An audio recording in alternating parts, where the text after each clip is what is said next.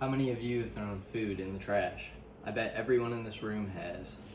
Probably at least once a day. Have you ever thrown out paper or boxes? Both food and boxes fill our landfills. Landfills are a problem for so many reasons. I'm going to talk about the top 3. They take up space, produce methane, and pollute the air, soil, and water.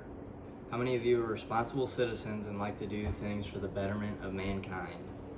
Well, here's your chance. I'm going to talk about the importance and ease of composting. According to Stowe Gregory, who published an article for PlasticDetox.com in August of 2025, the U.S. throws out approximately 144 million metric tons of organic waste every year. If nationwide composting programs were set up and we could convert 80 million tons of it into usable soil and fertilizer for our yards and gardens. First of all, let's talk about some of the problems created by landfills. First, landfills are growing in size and in number. Ben Gingold of the University of Connecticut in February of 2025 said they have some of the lowest cost ratios to operate and lack governmental regulations. Both make landfills very profitable. He cites a study conducted by Versick Maplecroft, a waste management company. It indicates that the U.S. accounts for 4% of the world's global population, but 12% of the world's municipal waste. Second, landfills nearly emit a ton of airborne PFAS, synthetic chemicals that never really break down and are bad for everyone and everything that they come in contact with. Zihao Lima, a freelance scientist writer, reported in November of 2025 that U.S. landfills leak about 1,800 pounds of forever chemicals into our air annually.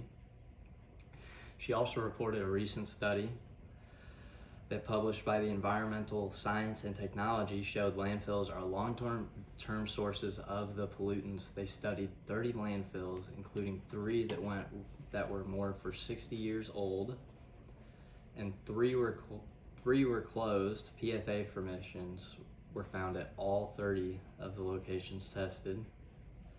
They also create a leachate liquid that is produced as rain seeps through the landfills. In 2017,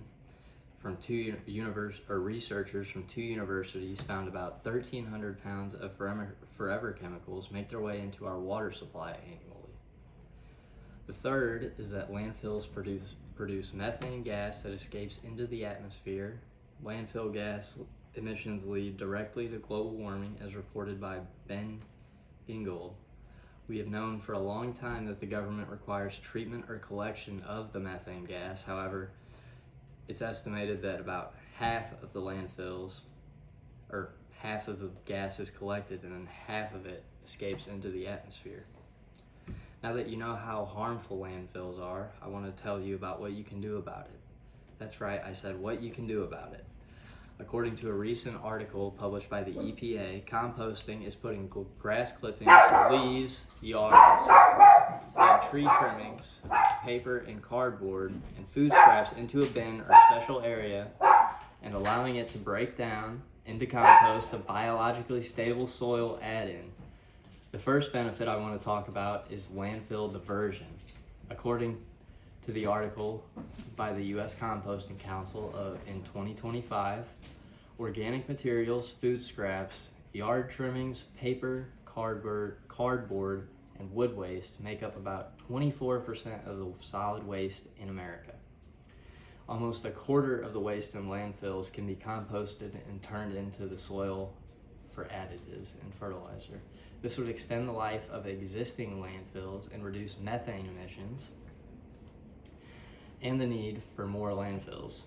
The U.S. Composting Council also reports that this compost would be used to replace synthetic fertilizer, which puts forever chemicals into our land, air, and water. It also reduces erosion, retains more water, and enriches the soil. Next, let's talk about the environment and health benefits. According to Dave Leterre, in an article published in August of 2025, composting reduces greenhouse gases by 10% per ton compared to landfill. They combat climate change and public health by minimizing methane emissions. The EPA published an article in September of 2025. They reported that about a third of the world's soil worldwide, is moderately or highly degraded. This means that the soil lacks nutrients.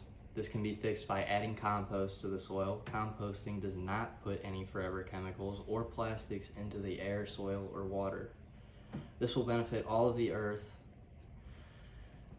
Now that you know some of the benefits of composting, I want to talk to you about composting. It can be done anywhere that you have 4 cubic feet of area. As a matter of fact, Amazon has some great compost bins that they don't take up much space and make composting easy. They are between $50 and $130. There are countless websites and helpful tips and instructions on composting. Just Google composting. Another benefit of composting is that it's usually used locally to benefit your community. You can use it on your gardens or lawns.